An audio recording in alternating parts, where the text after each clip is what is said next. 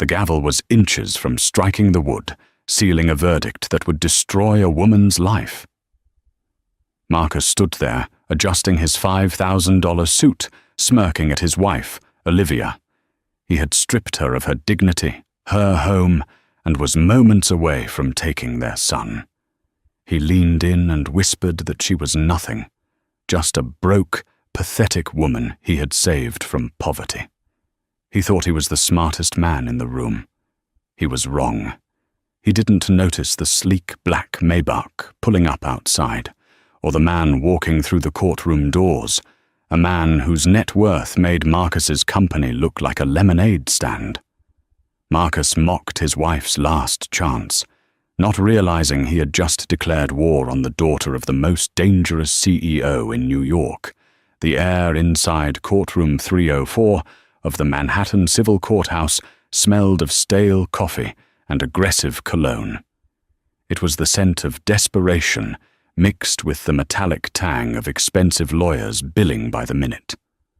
Marcus Vance sat at the plaintiff's table, looking the picture of corporate success. His charcoal Brioni suit was tailored to perfection, hugging his shoulders in a way that screamed power. He checked his Rolex Submariner, an exaggerated sigh escaping his lips, loud enough for the court reporter to glance up. He was bored. Destroying his wife was taking longer than he had anticipated, and he had a tea time at the Hudson National Golf Club at 2. On the other side of the aisle, Olivia Vance looked like a ghost.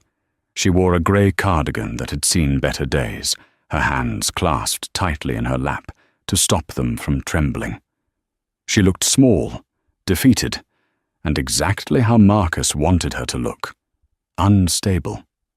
"Your Honor," Marcus's lawyer, a shark named attorney Julian Thorne, boomed. Thorne was the kind of lawyer you hired when you didn't just want to win. You wanted to salt the earth so nothing could ever grow there again. "We have established that Mrs. Vance has no steady income, no permanent residence, and a history of what can only be described as emotional volatility. My client, Mr. Vance, is the CFO of Optima Tech. He can provide stability. He can provide a future." Judge Harrington, a stern man with thick spectacles, looked down at Olivia. "Mrs. Vance, do you have counsel present, or any counter-evidence to the financial affidavit submitted by your husband?" Olivia stood up slowly. Her voice was barely a whisper. "No, Your Honor. I couldn't afford Mr. Thorne's fees." Marcus covered a laugh with a cough. He leaned back, whispering to Thorne, "Look at her. Pathetic. She's going to cry in a minute." Thorne smirked, not looking up from his notes. "Let her. It plays better for us." The humiliation had been calculated. For the last 6 months, Marcus had systematically cut off her access to their joint accounts.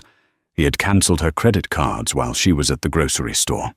He had spread rumors among their social circle, the circle he had introduced her to, that she was drinking again, that she was having a breakdown. He had isolated her completely. "Mrs. Vance," Judge Harrington said, his voice losing patience. "This is the final hearing.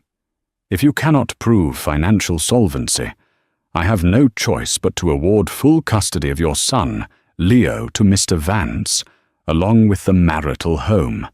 You will be granted supervised visitation every other weekend." Supervised, like she was a criminal. "Please, Your Honor," Olivia said, her voice trembling but clear. "Marcus, Mr. Vance, he cleared out the savings. He blocked me from the accounts. I helped build his career.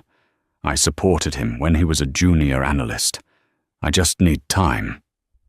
Marcus stood up, buttoning his jacket. He didn't ask permission to speak. He just took the floor. "Your Honor, with all due respect, my wife is delusional. She claims she helped me. She was a waitress when I met her. I pulled her out of a diner in Queens and gave her a penthouse in Tribeca. I tried to give her the world. But she's ungrateful and, frankly, She's a drain on my resources." He turned to look directly at Olivia. His eyes were cold, dead sharks swimming in blue water. "Face it, Olivia," he said, loud enough for the back row to hear. "You're a charity case. You always were. You're lucky I kept you around this long. But I'm done paying for a dead weight." The courtroom went silent. Even the stenographer paused. It was a brutal, public evisceration. Olivia looked down at the table. A tear finally escaped, tracking through the cheap foundation she was wearing. Marcus felt a surge of triumph. This was it, the kill shot. "If there are no further objections," Judge Harrington began, lifting his gavel, "I am prepared to rule." "Wait," Olivia said. It wasn't a beg, it was a command.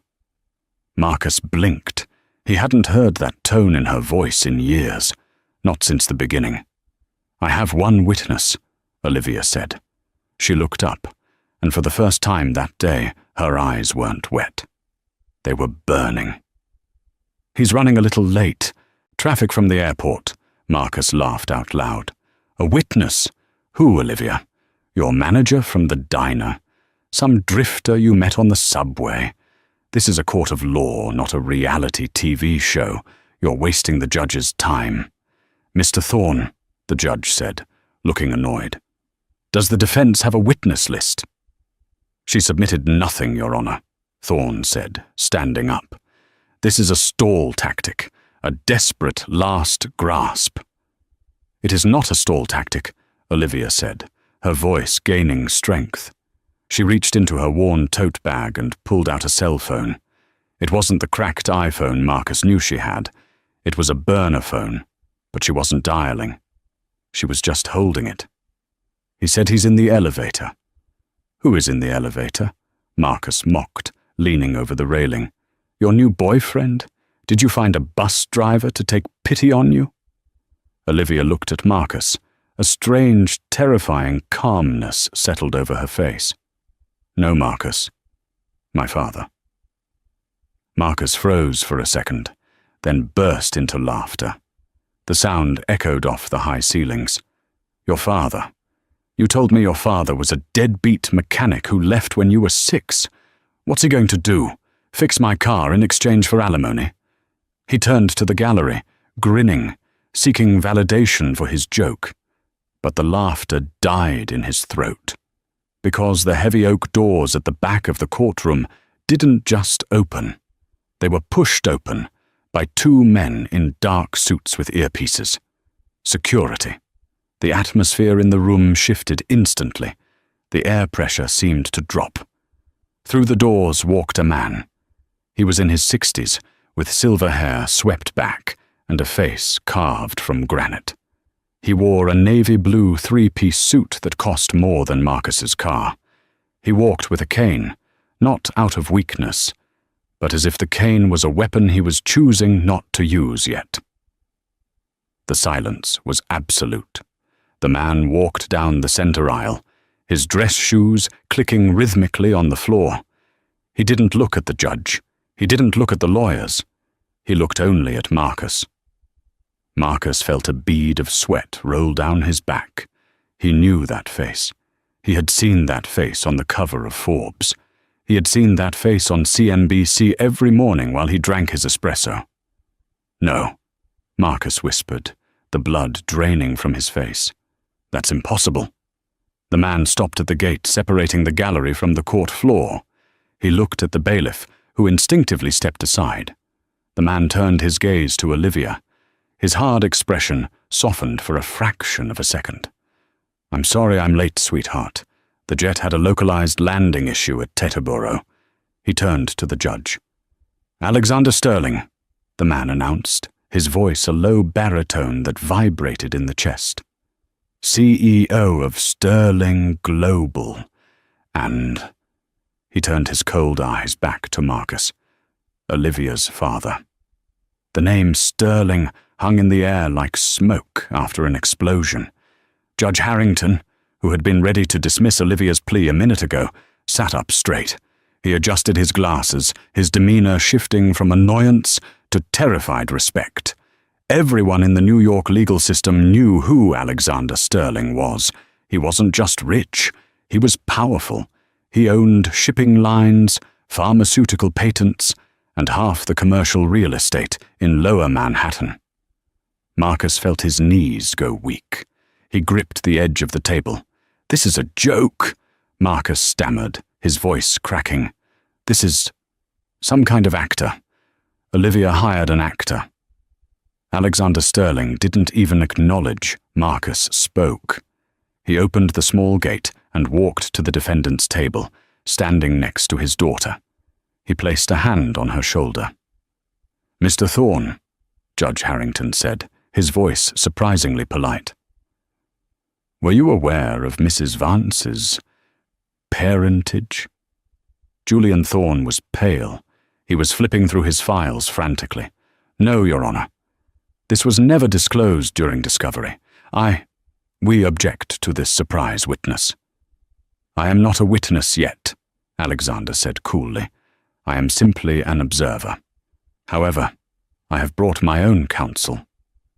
From the back of the room, 3 more people entered.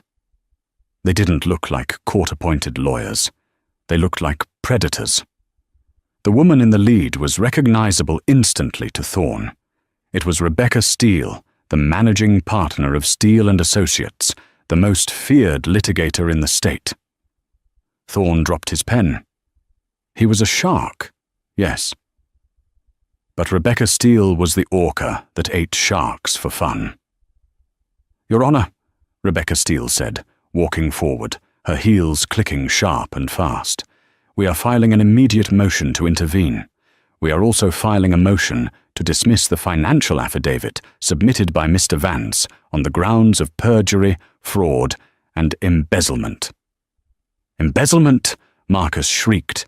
"You can't just walk in here and accuse me of crimes. I am the CFO of Optima Tech." Alexander Sterling finally turned to look at his son-in-law. The look was one of pure, unfiltered disgust. "Optima Tech," Alexander said, tasting the words like they were sour milk. "A mid-sized logistics software company. Tell me, Marcus, who do you think owns the holding company that acquired Optima Tech 3 years ago?" Marcus blinked. It was a private equity firm, the Orion Group. "And who do you think owns Orion Group?" Alexander asked softly. Marcus stared. The dots weren't connecting. His brain refused to accept the reality. "I do," Alexander said. "I bought your company 3 years ago, Marcus. Specifically, so I could keep an eye on the man who married my daughter against my wishes." The courtroom gasped. You own my company," Marcus whispered. "I own the building you work in," Alexander continued, stepping closer. "I own the servers your data is stored on. And I own the forensic accounting firm that has been auditing your books for the last 48 hours. Olivia finally spoke. She stood up, shedding the look of the victim. She looked at Marcus, and for the first time, he saw the resemblance. She had her father's jawline. "I told you, Marcus," Olivia said quietly. "I told you that money didn't matter to me. I told you I wanted a simple life. I left my father's world because I wanted to be loved for me, not for the Sterling name. I thought you were different. I thought you were a hard worker who loved me."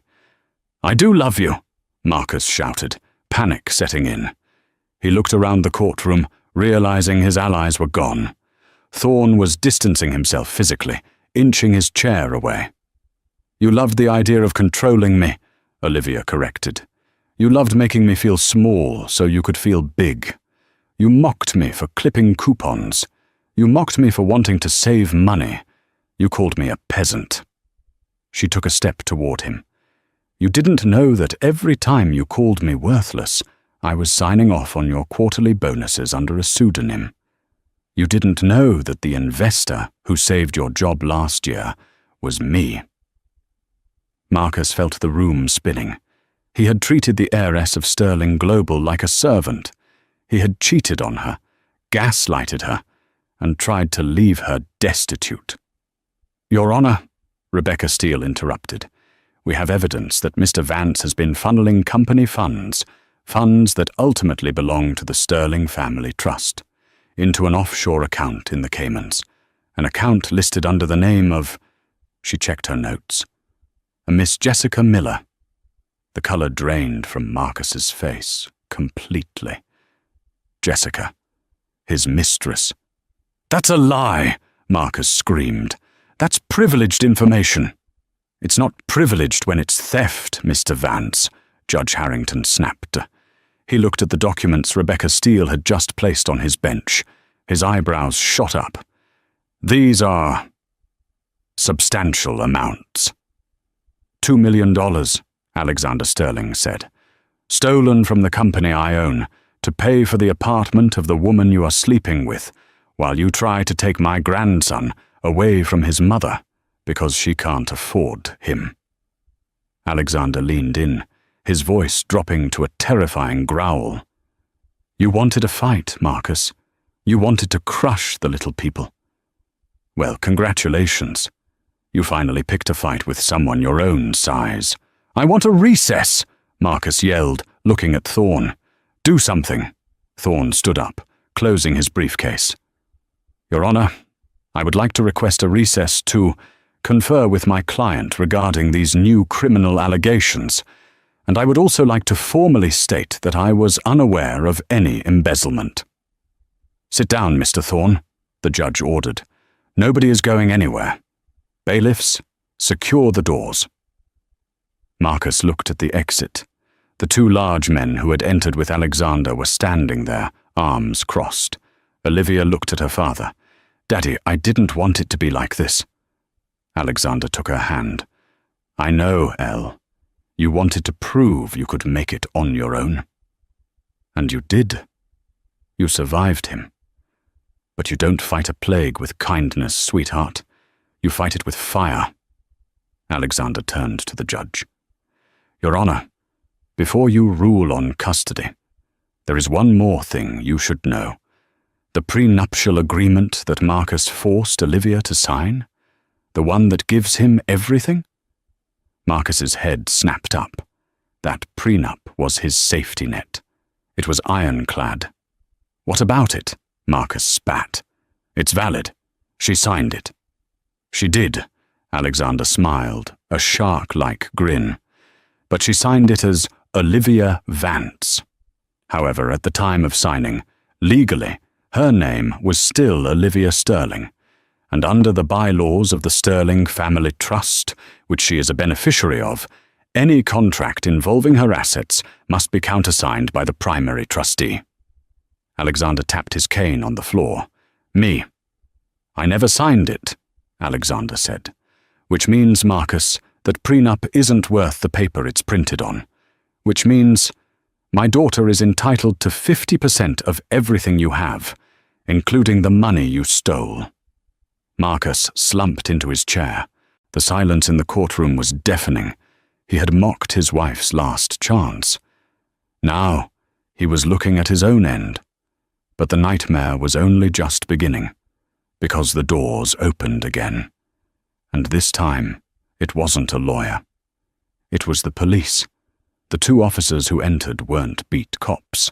They wore the gold shields of the major case squad. Leading them was Detective Thomas Bronson, a man who looked like he had seen every variety of white-collar scumbag New York had to offer, and was impressed by none of them. "Marcus Vance?" Bronson asked, though it wasn't really a question. He held up a warrant. "You are under arrest for wire fraud, grand larceny, and corporate embezzlement." Marcus stood frozen.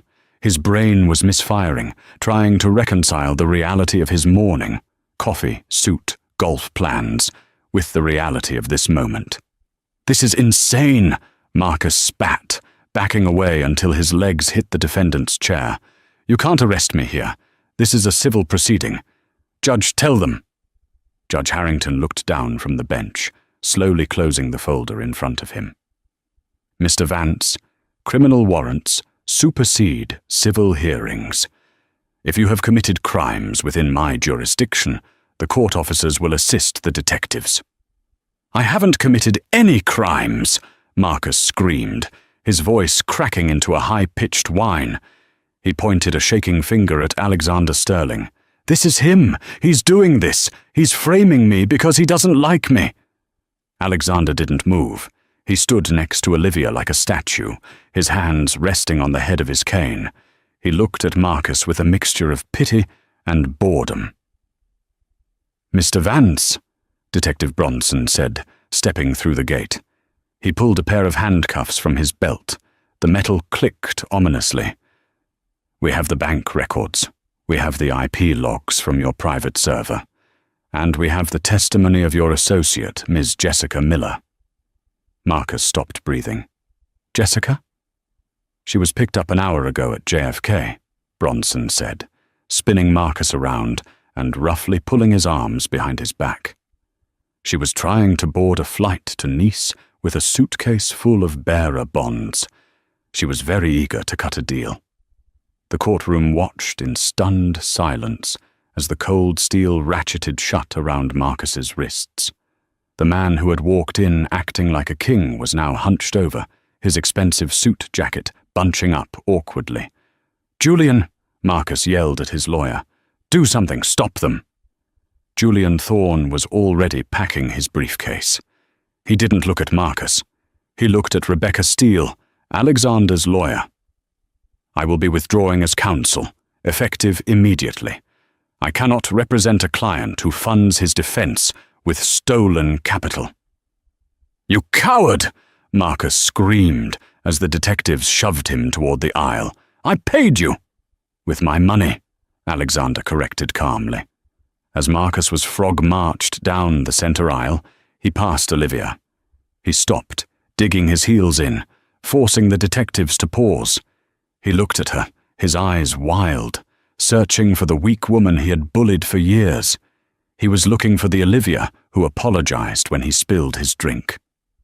"Olivia," he gasped. "Olivia, tell them to stop. Think about Leo. You don't want his father in prison. Please, I can fix this. We can talk." Olivia looked at him. For the first time in their marriage, she looked down on him. Not physically, but spiritually. "I am thinking about Leo," Olivia said, her voice steady and cold. "That's why I'm letting them take you. I don't want my son raised by a thief who thinks he can buy people." "I made you," Marcus hissed, his true face showing one last time. "You were nothing. I was happy," Olivia said, "and now I will be again." Detective Bronson shoved Marcus forward. "Let's go, tough guy." As the double doors swung open to the hallway, the flashing of cameras erupted. Alexander Sterling hadn't just brought lawyers, he had tipped off the press. The hallway was lined with reporters from the Post, the Times, and every local news station. "Mr. Vance, is it true you embezzled millions from your wife's family? Mr. Vance, smile for the camera."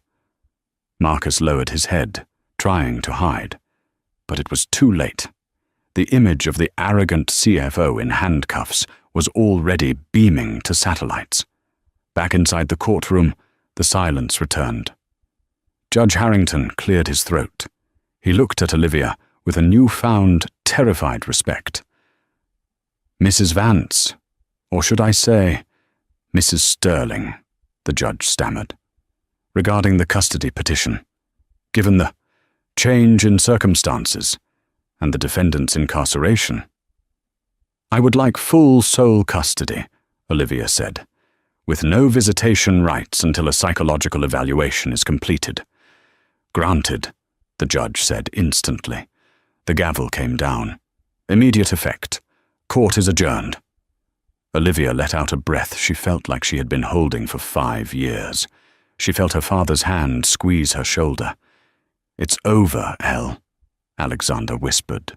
"Not yet," Olivia said, wiping her eyes. "I need to go see him. One last time." "Why?" Alexander asked, his brow furrowing. "Let the lawyers handle him." "Because," Olivia said, picking up her worn tote bag, He needs to know the whole truth.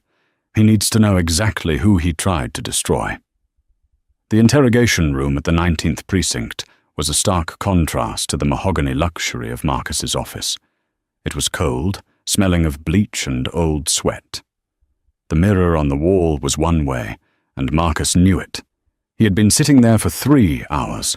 No phone call, no water, just his thoughts and the terrifying realization that his life had imploded in the span of a morning. The door buzzed and opened.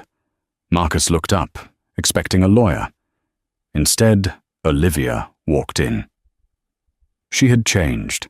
She wasn't wearing the grey cardigan anymore. She was wearing a structured black blazer, her hair pulled back in a sleek ponytail. She looked like the sterling she was. She sat down opposite him. She didn't look afraid. "You have 5 minutes," the guard said from the door, then closed it. "You came to gloat?" Marcus sneered, though his voice lacked its usual bite. He looked small in the metal chair. "Or did you come to bail me out? If you get me out, Olivia, I can explain. The money, it was an investment. Jessica, she seduced me. It was a mistake." Olivia laughed. It was a dry, humorless sound. "Stop lying, Marcus. It's boring." She placed her hands on the table. "Jessica didn't seduce you. You preyed on her just like you preyed on me. You look for women you think are weak, women you can dazzle with money and status. I gave you a life." Marcus slammed his hand on the table, the handcuffs clattering. "You were a waitress. I took you to Paris. I bought you diamonds." "You bought me diamonds with my father's money," Olivia corrected. "Do you want to know the truth, Marcus? Do you want to know why I never told you who I was?" Marcus stared at her, his jaw working. "Because you were ashamed. You knew you didn't measure up to your father, so you ran away and played poor girl." "No," Olivia said softly. "I ran away because, in my world, everyone wears a mask. Everyone wants something. I wanted to find someone who loved Olivia, not the sterling heiress. I wanted to find a man who would build a life with me from the ground up." She leaned in close. "When I met you at the diner, I thought you were that man. You were ambitious. You were funny. You didn't care that I had holes in my sneakers. I fell in love with you, Marcus. I was ready to give you the world. I was going to tell you the truth on our first anniversary." Marcus looked stunned. You were going to tell me?" "Yes," Olivia said. "I had the papers drawn up. I was going to bring you into the family business. You wouldn't have had to steal. You would have been the CEO of a Fortune 500 company by now. My father was ready to hand you the keys to the kingdom simply because I loved you." Marcus felt a physical blow to his gut. The irony was suffocating. He had stolen millions and risked prison for peanuts, when he could have had billions legitimately if he had just been a decent human being. "But then," Olivia continued, her eyes hardening, "you changed. As soon as you got that first promotion at Optima, you started treating me like an accessory. You started making jokes about my poverty to your friends. You started hiding your phone. You started making me feel small so you could feel big. I was stressed," Marcus pleaded. The job my father gave you," Olivia snapped. "Do you remember the night you told me I was too stupid to understand your finances? That was the night I called my father. That was the night the trap was set." Marcus's eyes widened. You knew? For how long?" 2 years, Olivia said. "I knew about Jessica from the first week. I knew about the offshore accounts. I knew about the second apartment." "Why didn't you leave?" Marcus whispered. "Because of Leo," Olivia said, her voice softening slightly. "I didn't want to destroy his father unless I had to. I gave you every chance to be a good man, Marcus. Even today, in court. If you had just shown 1 ounce of mercy, if you had agreed to joint custody, if you hadn't tried to humiliate me, I might have let you walk away with a quiet divorce. I might have let you keep your reputation. She stood up, but you had to mock me. You had to try to crush me. And in doing so, you pressed the button that detonated your own life. The door buzzed. "Time's up," the guard said. Olivia turned to leave. "Olivia!" Marcus cried out, panic seizing him. "What happens to me? What about the trial?" Olivia paused at the door. She didn't look back. "Daddy hired the best prosecutors in the state to consult on the case against you.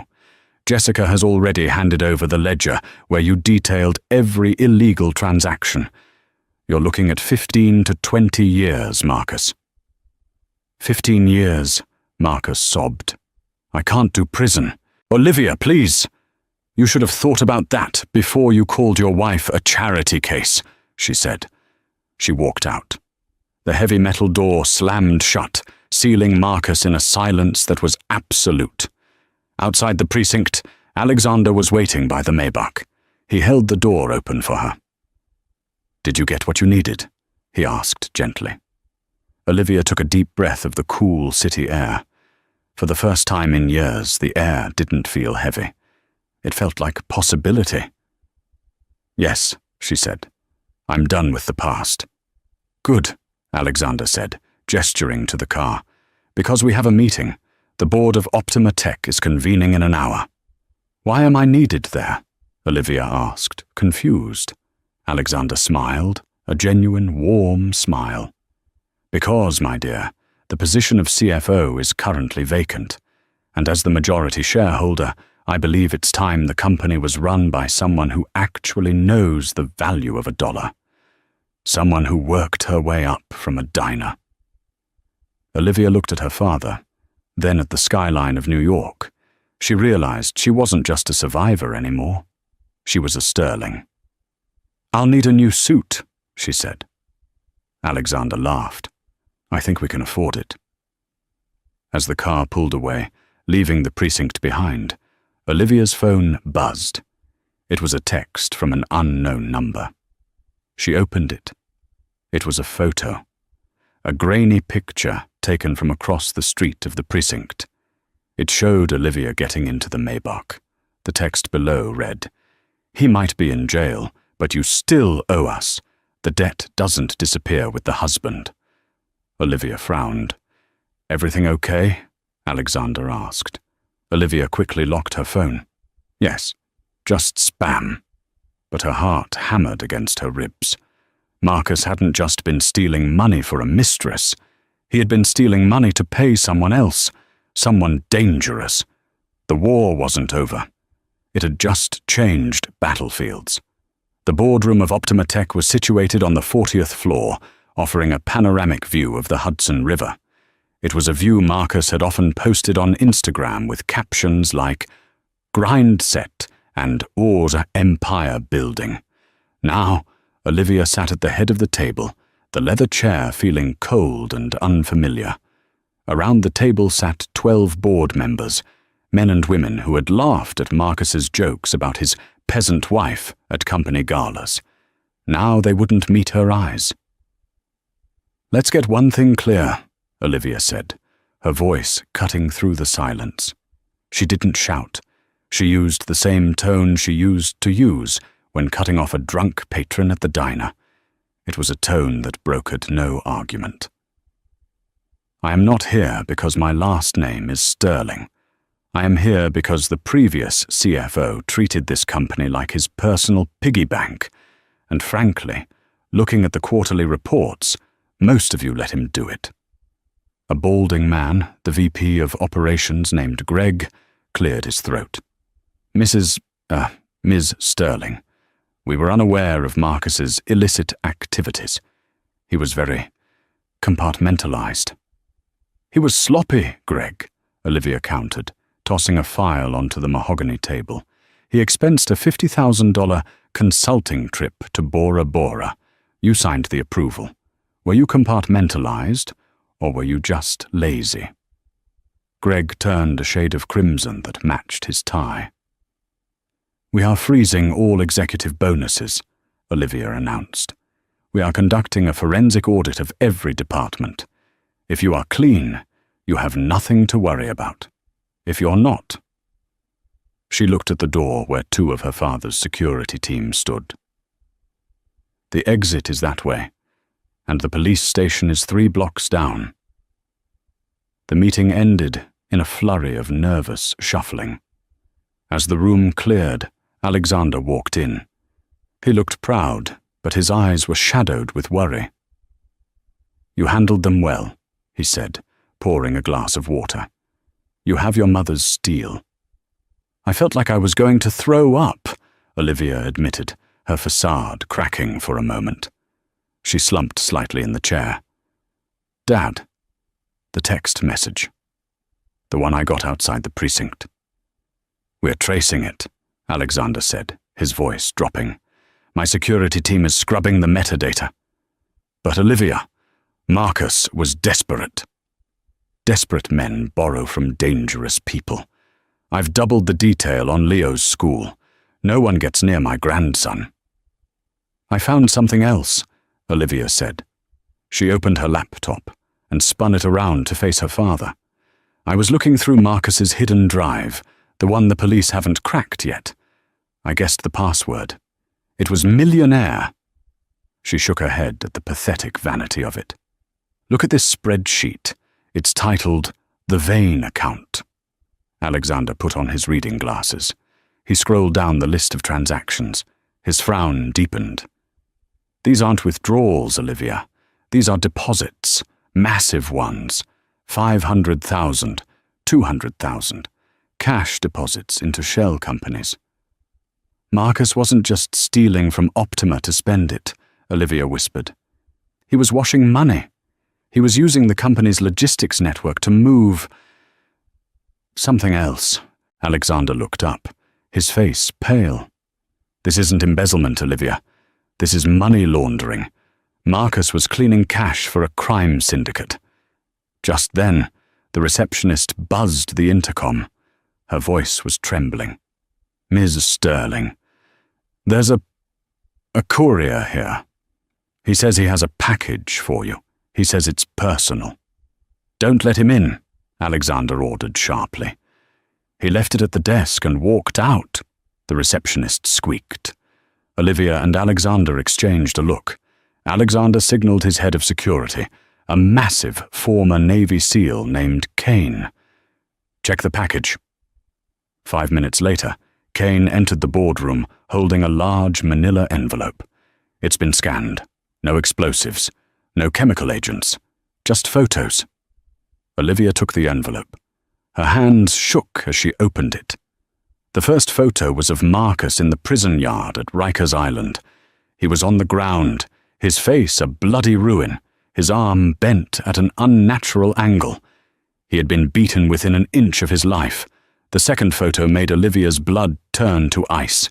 It was a picture of Leo, taken today. He was on the playground at his private school. In the background of the photo, circled in red marker, was a man standing by the fence. He was holding a stopwatch. On the back of the photo, written in elegant cursive script, was a message. "The interest is accruing, Mrs. Vance. Your husband lost our inventory. You have 48 hours to replace the $5 million value, or we collect the collateral. The boy looks fast, but no one outruns a bullet." Olivia dropped the photo. "They're watching Leo." Alexander slammed his cane onto the floor, the sound like a gunshot. "Pull him out of school, now! Kane, get the team! We are going to war!" "No," Olivia said. She stood up, the fear in her chest hardening into something cold and sharp. "If we pull him out, they'll just wait. They'll hunt us forever." Marcus lost their inventory. He lost their product. "We go to the FBI," Alexander said. "The FBI will put us in protective custody," Olivia argued. "We'll live in a motel in Idaho for the rest of our lives. I am not running, Dad. I ran from my identity for 10 years. I'm not running anymore." She picked up the photo of the beaten Marcus. "I'm going to pay them," she said. "Absolutely not," Alexander roared. "We do not negotiate with terrorists." "I'm not negotiating," Olivia said, her eyes flashing. "I'm buying a meeting." The meeting was set for midnight at a shipping yard in the Brooklyn Navy Yard. It was cliché, ominous, and exactly where people who operated in the shadows felt comfortable. Alexander had forbidden it, but Olivia had overruled him. "It's my son, Dad, and it's my mess." However, she wasn't going alone. Alexander's security team was positioned in the shadows of the shipping containers, armed with long-range rifles. A drone hovered silently 200 feet above, recording everything. Olivia stood under a flickering halogen light, clutching a heavy briefcase. The wind off the East River whipped her hair across her face. She wore a trench coat, but underneath, she was wired with a microphone, broadcasting directly to the NYPD Major Case Squad, whom Alexander had called in as a backup contingency. At 12:01 a.m., a black SUV rolled out of the darkness. The headlights blinded her for a moment. 2 men stepped out. They were heavy muscle, dressed in leather jackets. Then, the rear door opened. The man who stepped out didn't look like a thug. He looked like a banker. He wore a camel hair coat and a pristine scarf. He was handsome in a reptilian sort of way. This was Gavin Cross. The NYPD knew the name. A high-level fixer for the Eastern European syndicates. A man who didn't exist on paper. Cross smiled, showing teeth that were too white. "Mrs. Vance, or is it Ms. Sterling now? It's hard to keep up with the tabloids." "It's Sterling," Olivia said, her voice steady. "And I have your money." She threw the briefcase onto the wet pavement. It skidded to a halt at Cross's feet. One of the henchmen opened it. It was filled with stacks of $100 bills. $5 million. "Count it," Olivia said. "It's all there." Cross chuckled. He didn't look at the money. He looked at Olivia. "You misunderstand, Olivia. Can I call you Olivia? The $5 million was the principal. But Marcus, poor stupid Marcus, he caused us a lot of inconvenience. He was supposed to use your logistics trucks to move a shipment of high-grade microchips, stolen, of course, to Canada. He got arrested before the trucks could move. The police seized the trucks. We lost the chips." Cross took a step closer. "The chips were worth $20 million. The $5 million is just a down payment." "I don't have $20 million in cash," Olivia lied. "No," Cross purred. "But your father does, and you have access to the Sterling global shipping routes. Here is the new deal. You are the CEO of Optima now. You will use your company to replace our transport network. You will move our product. If you do that, the debt is forgiven. If you don't," he pulled a phone from his pocket and showed her a live video feed.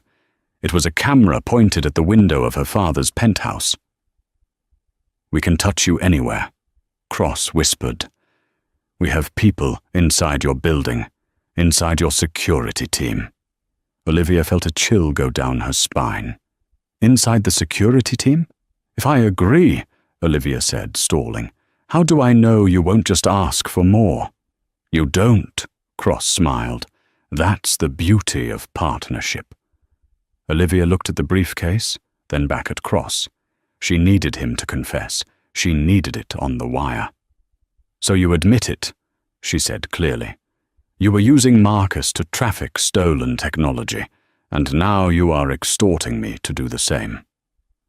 Cross's smile faded. He looked around. "You're asking very specific questions, Olivia. Almost like you're wearing a wire." The air in the shipping yard shifted. The 2 henchmen reached into their jackets. "Checker," Cross ordered. "Police!"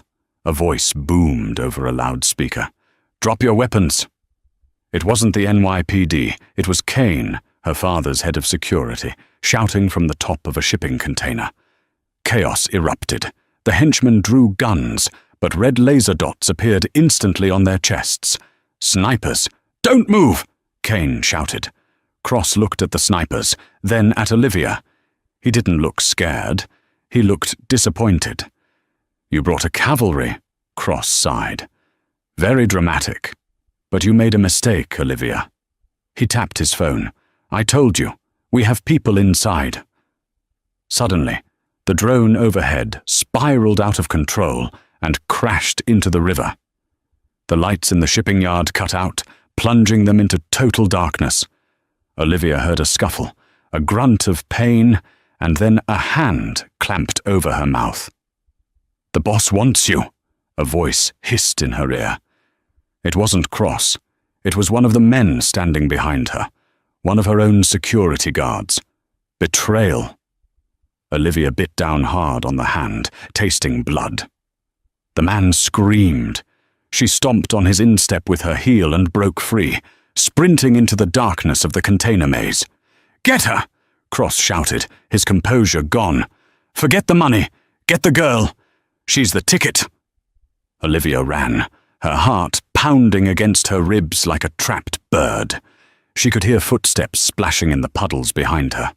She turned a corner and pressed herself against the cold metal of a rusty container.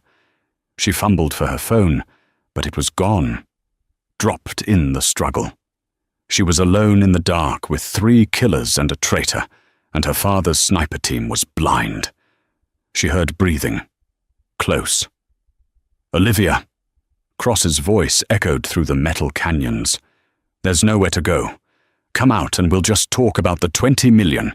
Keep running, and I send the order to visit Leo. Olivia looked around. She was cornered. To her right was the river, black and churning. To her left, the approaching men. She saw a rusted iron ladder leading up the side of a container stack. It was her only chance. She began to climb, the cold metal biting into her hands. She was halfway up when a hand grabbed her ankle. Gotcha! The traitorous guard sneered. Olivia looked down. She kicked out, her heel connecting with his face, but he didn't let go. He pulled, and her grip slipped. She fell. But she didn't hit the ground. A figure emerged from the shadows, tackling the guard mid-air. There was the sickening crunch of bone, and the guard went limp. Olivia landed hard on her side, gasping for air. She looked up at her savior. It was a man in a tattered grey hoodie, holding a metal pipe. He turned to face her, his face illuminated by a sudden flash of lightning. It was Marcus, but not the Marcus she knew. He was bruised, his eye swollen shut, wearing dirty civilian clothes. He had escaped, or he had been let out. "Run!" Marcus rasped, blood dripping from his mouth. "Go, Olivia, I bought you time." "Marcus," she whispered, shocked. "How? I made a deal!" Marcus screamed, swinging the pipe as Cross's other men came around the corner. "I told them I'd get you for them if they let me out, but I lied. Go!" Marcus Vance, the man who had mocked her, the man who had stolen from her, charged at the gunmen with nothing but a pipe and a death wish. Gunshots rang out. Marcus fell. Olivia screamed, but hands grabbed her from the darkness. It was Kane. "We have to move, Mum. Now!" Kane dragged her toward the waiting armored car as the firefight erupted behind them. Olivia looked back one last time. She saw Marcus lying on the wet pavement, reaching out toward her as Gavin Cross stood over him, gun raised. The armored car door slammed shut. "Drive!" Kane yelled. As they sped away, Olivia sat in the dark, shaking uncontrollably. Marcus had set her up again. He had led Cross to her. But at the last second, he had turned. Why? And then she saw it. Clutched in her hand, which she had scraped when she fell, was a piece of paper Marcus had shoved into her palm when he tackled the guard. She unfolded it. It was covered in blood. It was a bank account number and a note. "The evidence is here. It brings down the whole network. I'm sorry. Tell Leo I tried." Olivia stared at the note. Marcus was gone, but he had just given her the weapon she needed to destroy Gavin Cross and everyone he worked for. The real war had just begun. The safe house was a fortress of glass and steel perched on the cliffs of the Palisades, miles away from the smoke and blood of the Brooklyn Navy Yard. But for Olivia, the distance didn't matter. She could still smell the gunpowder. She could still see Marcus falling. She sat in the command center Alexander had installed in the basement, wrapped in a blanket, staring at the bloody piece of paper. "He's gone, Olivia," Alexander said softly, placing a hand on her shoulder. Kane had just confirmed it via a police scanner. Marcus Vance had been pronounced dead on arrival at Bellevue Hospital. Multiple gunshot wounds. Olivia didn't cry. The tears would come later. Right now, there was only a cold, burning need to finish what he had started. "He gave me this," Olivia said, smoothing out the crumpled note. "He said it brings down the network." She typed the account number into the terminal. It wasn't a bank account. It was an IP address, a direct link to a private server. "It's encrypted," Kane said, looking at the wall of scrolling code. "Military grade. It could take weeks to brute force this." "We don't have weeks," Olivia said. "Cross knows I have it. He'll be liquidating assets, burning files, and disappearing. If he leaves the country, we never catch him." She looked at the password prompt. Hint. Where we started. "The diner," Olivia whispered. She typed in Queen's Diner. Access denied. She frowned. The park. Access denied. She closed her eyes, trying to think like Marcus, not the monster he had become, but the man he was when he wrote this code, the man who had just died to save her. "Where we started," she murmured. "Not me and him. Him and his ambition." She typed. "The courtroom." The screen flashed green. Access granted. Files began to populate the screen. Thousands of them. It wasn't just a ledger. It was a recording. Marcus had bugged his own office. There were audio files of Gavin Cross threatening him. There were video files of Cross meeting with corrupt Port Authority officials. There were wire transfer logs linking the Orion Group to human trafficking rings in Eastern Europe.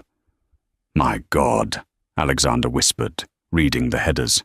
"This connects Cross to half the organized crime on the East Coast. Marcus was building an insurance policy." He was trapped, Olivia realized. He started stealing because he was greedy. But then they owned him. He was gathering evidence to try and buy his way out. "We need to send this to the FBI immediately," Alexander said, reaching for the secure line. "No," Olivia stopped him. "Cross has people in the bureau. He bragged about it. If we send this digitally, it might get deleted before it reaches the director." "So what do we do?" Kane asked. "We can't just sit on it." Olivia stood up. The trembling had stopped. In its place was a terrifying resolve. She looked at the time. 8:12 a.m. "Today is the Optima Tech annual shareholder meeting," Olivia said. "It's being held at the Javits Center. It's live-streamed to global markets." "Olivia, no," Alexander warned. "It's too dangerous. Cross will be watching." "I know," Olivia said, turning to her father. "I'm counting on it. I want him to come for me. Because this time I won't be running." She turned to Kane. "Get the car and call the press. Tell them the new CEO of Optima Tech has an announcement that will change the industry forever." The Javits Center was packed. The news of Marcus Vance's death, reported as a failed carjacking, had only fueled the media frenzy. The world wanted to see the grieving widow, the secret heiress, the woman who had survived a scandal and a tragedy in 48 hours. Olivia walked onto the stage. She wore white, a stark contrast to the black mourning clothes everyone expected. She looked like an avenging angel. The cameras flashed, a blinding stroboscope of attention. "Ladies and gentlemen," Olivia began, her voice amplified across the massive hall. "You came here to hear about quarterly earnings. You came to hear about the future of logistics." She looked directly into the center camera. "But today, we are going to talk about the cost of business." In the back of the room, standing near the exit, Gavin Cross watched. He was disguised as a security contractor, wearing a hat and sunglasses. He tapped his earpiece. "Target is on stage," he whispered. "Take the shot when she steps away from the podium. Make it look like a crazed fan." Up in the catwalks, a man adjusted his rifle scope. Olivia continued. "My husband, Marcus Vance, died yesterday. The news says it was a random act of violence. That is a lie." A murmur rippled through the crowd. "Marcus was murdered," Olivia declared, "by a criminal organization that has been using this company, my company, to smuggle illegal goods across borders." Cross stiffened. "She's going off script. She's suicidal. Take the shot," he hissed. "They think they are untouchable," Olivia said, her voice rising. "They think they own the police. They think they own the silence." She pressed a button on the podium. The massive screen behind her, usually reserved for stock graphs, turned black. Then, a video played. It was Gavin Cross, clear as day, sitting in Marcus's office, holding a gun to Marcus's head. The audio boomed through the speakers. "I don't care about your wife, Marcus. If the shipment doesn't move, I will kill her, and I will sell your son." The crowd gasped. Screams erupted. In the back, Cross froze. His face was on a 50-foot screen. "That man," Olivia pointed to the screen, "is Gavin Cross, and he is in this building right now." Suddenly, the house lights flooded the auditorium. "Now!" Olivia shouted. From the side curtains, it wasn't security guards who rushed out. It was a SWAT team, but not just any SWAT team. Alexander Sterling had called in a favor from the governor. This was the state police, a jurisdiction Cross hadn't compromised. "Drop the weapon." A spotlight swung to the catwalks, blinding the sniper. He dropped his rifle, raising his hands. Another spotlight swept the back of the room, landing on Gavin Cross. He turned to run, but the doors were blocked. Kane was there, standing with his arms crossed, a cruel smile on his face. "Going somewhere?" Kane asked. Cross reached for his weapon, but he was tackled by 3 officers. As they dragged him away, handcuffed and screaming, he locked eyes with Olivia. She didn't look away. She didn't flinch. She watched him being dragged out of her life, extinguishing the threat to her son forever. The auditorium was in chaos, but Olivia stood still at the podium. She looked at the front row, where her father sat, holding Leo's hand. Leo looked scared, but safe. Olivia leaned into the microphone one last time. "Optima Tech is under new management," she said, "and we are closed for cleaning." The cemetery was quiet. The autumn leaves were turning gold and red, falling softly onto the black granite headstone. Marcus Vance's father. Husband. Olivia stood there, holding Leo's hand. "Did Daddy really save us?"